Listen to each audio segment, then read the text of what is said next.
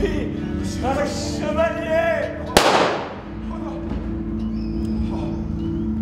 Je m'appelle Gabriel Allais, j'ai 22 ans et je suis à l'Académie de l'Union. J'ai commencé le théâtre assez jeune, vers 7 ans, mais avant pour moi c'était plutôt un passe-temps que quelque chose de vraiment très concret. Donc j'ai jamais fait de conservatoire, j'ai plutôt fait des tout petits cours de théâtre. C'est devenu vraiment sérieux à partir de la sortie du lycée. Je sortais d'un bac S et j'ai essayé de faire une fac de théâtre. Et après cette fac de théâtre, je suis rentré dans la compagnie d'entraînement d'Aix-en-Provence, qui est une petite école privée et gratuite.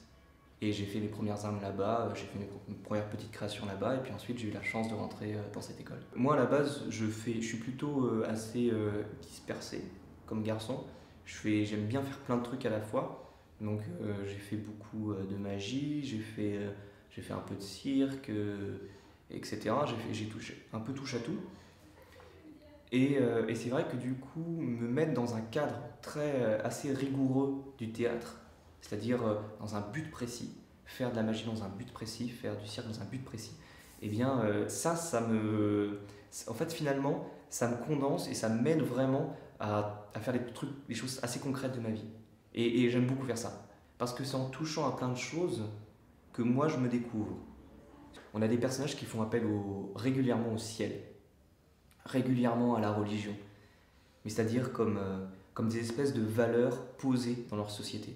C'est-à-dire, ce n'est pas des valeurs qui remettent en question. Un homme qui prie le ciel tout le jour ne peut pas manquer d'être bien dans ses affaires. Je vous assure, monsieur, que le plus souvent, je n'ai pas un morceau de pain à me mettre sous la dent.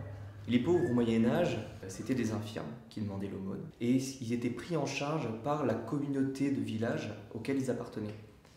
Donc, c'est-à-dire que le pauvre était totalement intégré dans la société auquel il faisait partie. Et d'ailleurs, quand tu recevais une aumône, c'était pas du tout pour que tu sois plus pauvre, c'était pour que tu restes pauvre. C'est-à-dire que c'était presque que tu recevais une aumône pour survivre en attendant de pouvoir continuer à être pauvre. En voici un que je te donne, si tu jures. Parce que c'est quelqu'un qui ne fait aucun compromis avec ce qu'il pense être bien. Il refuse d'accepter un louis d'or, qui est pas n'importe quoi, c'est pas... Un louis d'or, c'est environ 1 million d'euros, pour donner une idée vraiment très vague, mais c'est vraiment beaucoup d'argent. Non, monsieur.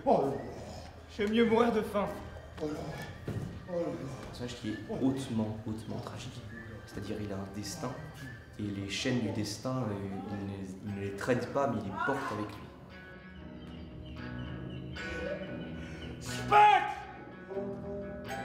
Fantôme! Vous tient!